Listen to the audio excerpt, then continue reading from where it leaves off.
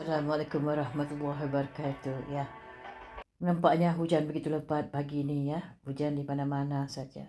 Tapi hari ini agak sedikit awal hujan sudah turun ya. Anak-anak nak ke sekolah ya.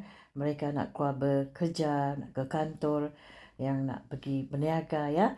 Mereka terpaksa berpayung-payung kerana hujan ya. Aku ingin bercerita tentang berapa hikmah ya dan manfaat hujan dalam pandangan agama kita, agama Islam ya.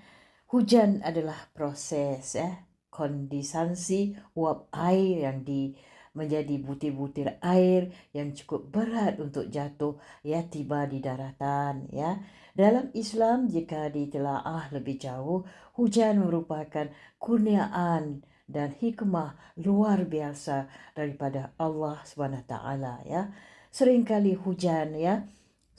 hujan yang turun dari langit merupakan hujan yang ditunggu-tunggu kita selama ini. Ya, terutama untuk para petani yang berbulan-bulan sebelumnya merasa kesulitan air dan mengalami kekeringan. Ya,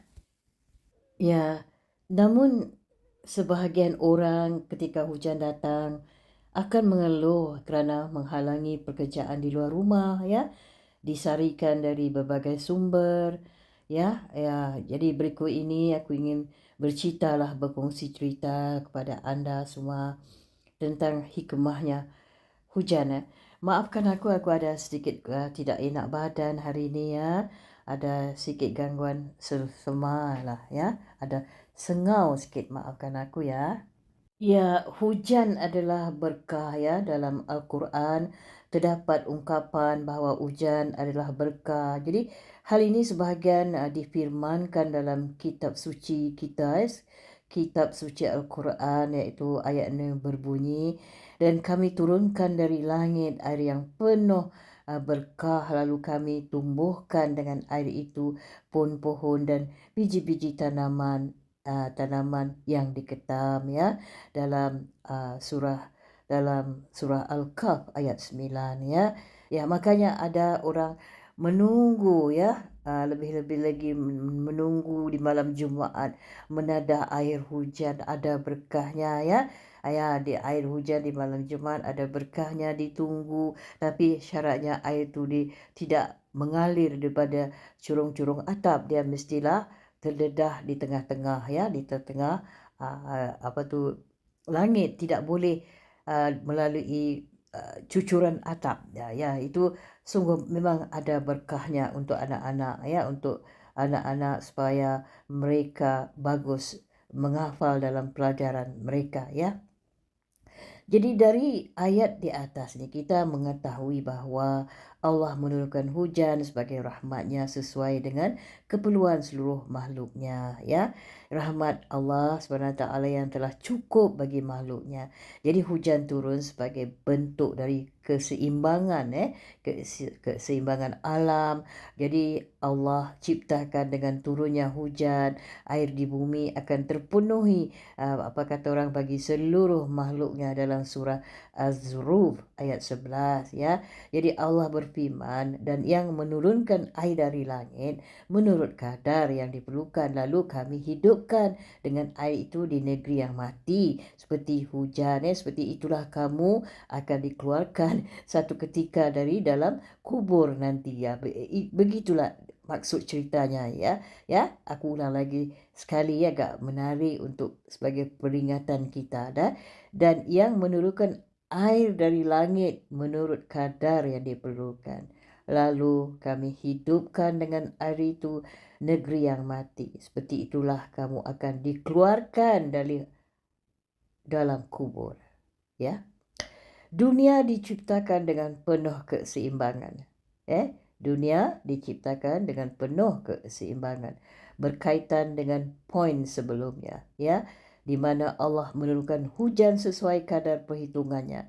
Maka kita boleh mengambil hikmah bahawa dunia dan seisinya dicipta dengan seimbang, tidak ada kelebihan atau kekurangan yang diberikan Allah. Jika memang ketika hujan menjadi banjir atau bencana alam, boleh dipastikan bahawa itu adalah hasil dari kerosakan yang dilakukan manusia itu sendiri. Ya, ini tepat sekali ya. Memang betul. Memang betul. Itu manusia sendiri yang merosakkannya, bukan siapa-siapa ya. Ya, sebagai kata orang alat bersuci hamba-hamba Allah ya. Ingatlah ketika Allah menjadi kamu mengantuk ya sebagai suatu penentraman daripadanya, dan Allah menurunkan kepadamu hujan dari langit ya. Ada kalanya kita ni mengantuk yang tidak boleh ditahan ya. Ya, untuk mensucikan kamu dengan hujan itu dan menghilangkan dari kamu gangguan-gangguan syaitan, dan untuk menguatkan hatimu dan memperteguhkan dengannya telapak kakimu ya. Surah Al-Anfal ayat 11.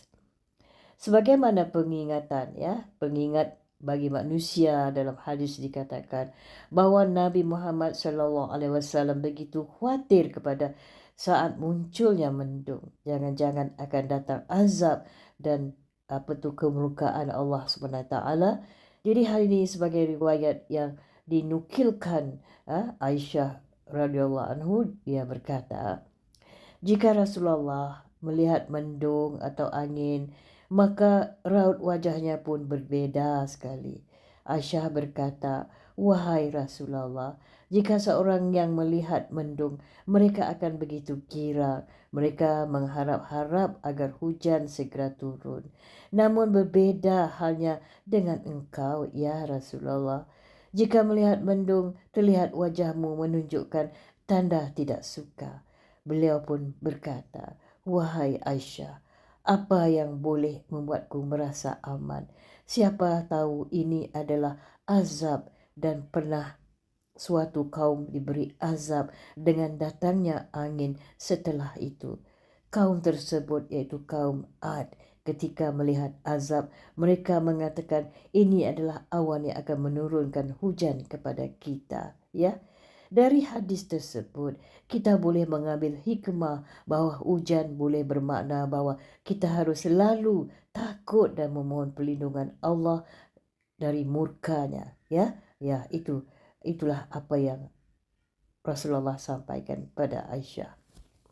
Ya, sebenarnya ya, telah Allah sebenarnya sudah menciptakan segala hal di muka bumi ini ya, yang boleh kita pakai oleh manusia sebagai saranan, kata orang, penyembuhan ya. Dalam air hujan juga ada penyembuhannya ya. Di antara ialah air hujan ni ya, yang tadi aku baru menceritakan. Di antara iaitu air hujan ya, minyak zaitun dan madu. Jadi hujan adalah salah satu nikmat dari sekian banyak nikmat yang Allah anugerahkan. Jadi air hujan ni memiliki berbagai keutamaan. Dalam Al-Quran disebut dengan air yang berkah ya. Air hujan ni air yang berkah ya.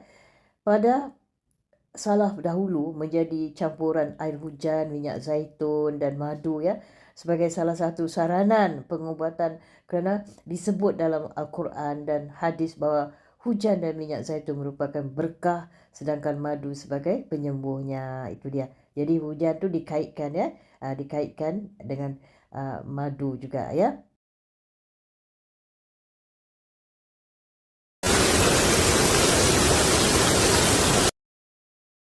Ya, setakat inilah dahulu perkongsianku tentang di sebalik hujan ya. Mudah-mudahan ya kontensku ini dapat kita manfaat bersama ya. Terima kasih atas waktu anda semua. Kita jumpa di lain kali. Assalamualaikum warahmatullahi wabarakatuh.